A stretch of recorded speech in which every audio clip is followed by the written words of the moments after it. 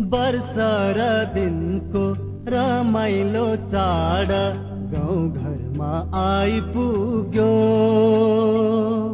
नेपाली जनको महान पर्व आँगनमा आइपुग्यो।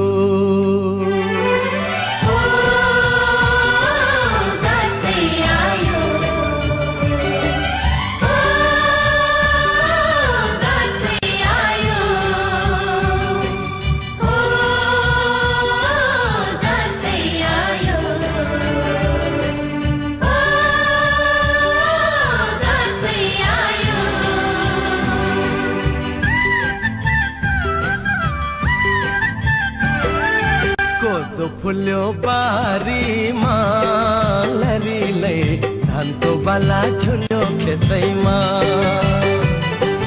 कति